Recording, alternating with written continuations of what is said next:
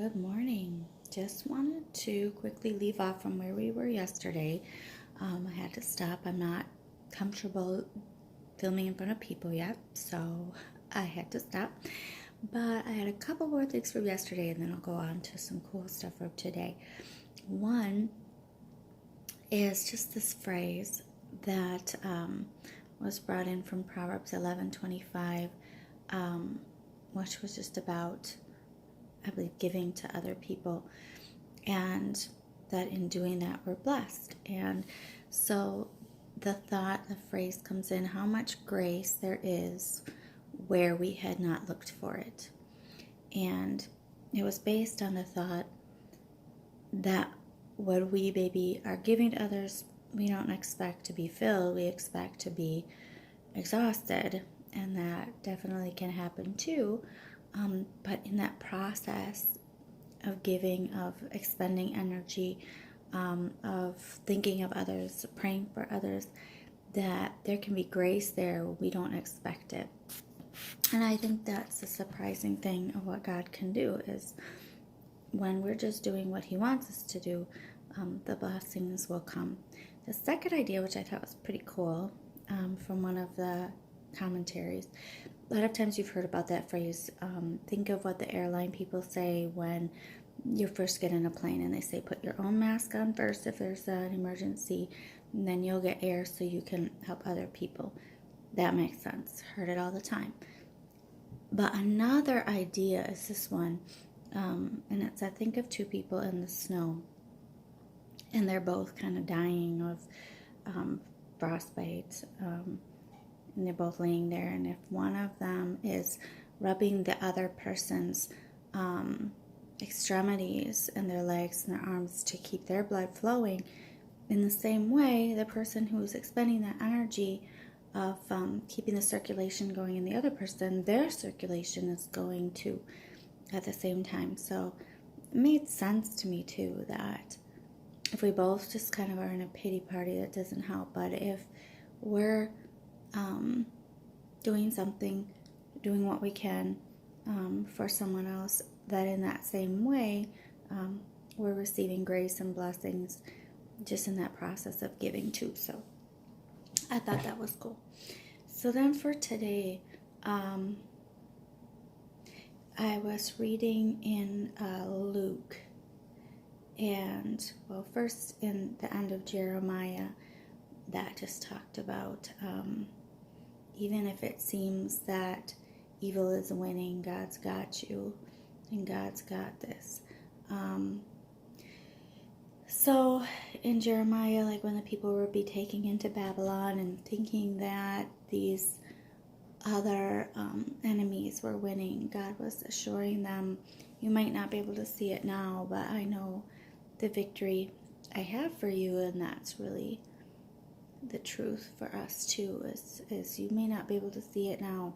So there's this sign that I pass on my route sometimes, and I could never understand it because it didn't make sense. One part of the sign would say a message. It just didn't make any sense. And then one day, as I'm driving the other way past it, the sign had two sides to it, and I read the other side. I'm like, wait, that's the answer for the first side of the sign. And I realized I could never get it because I was only looking at the sign from one direction.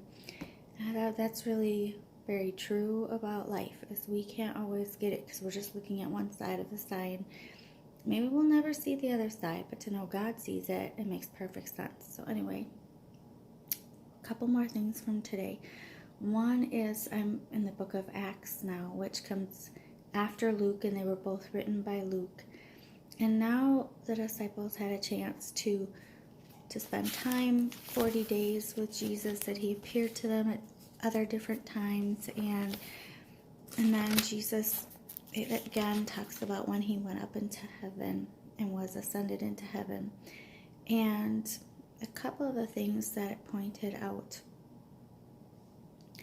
is that Jesus says, do not leave Jerusalem, but wait for the gift my Father promised, which you have heard me speak about.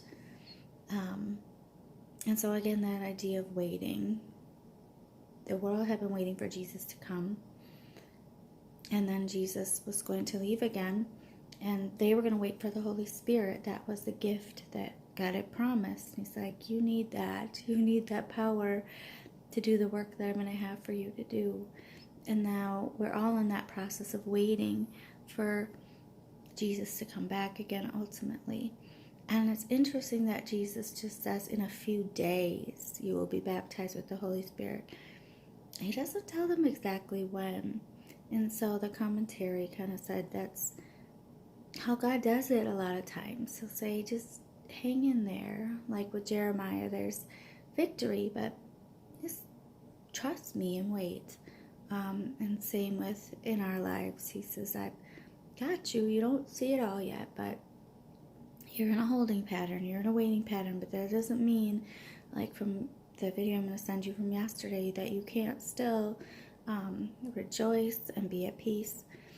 And so the final section that I read from the devotion for today on the 22nd is from Song of Solomon, which is really interesting, and it's from chapter 5, verse 7, or verse 8. And it says, O daughters of Jerusalem, I charge you, if you find my love, what will you tell him? Tell him I am faint with love. So right before this, it talks about how the beloved had, Song of Solomon is just kind of a poetry and interesting kind of metaphor. And so it talks about how this I believe the woman had been missing her lover, and that life had really beat her up. The watchmen, it says in verse 7, they beat me, they bruised me, they took away my cloak. Those watchmen of the walls. And that's kind of like life when our beloved isn't there. And that's kind of like what Jesus is. You get beat up. And it makes us remember even more how precious having Jesus by our side is, because life has all sorts of stuff that hurts. And so, but with Jesus by our side,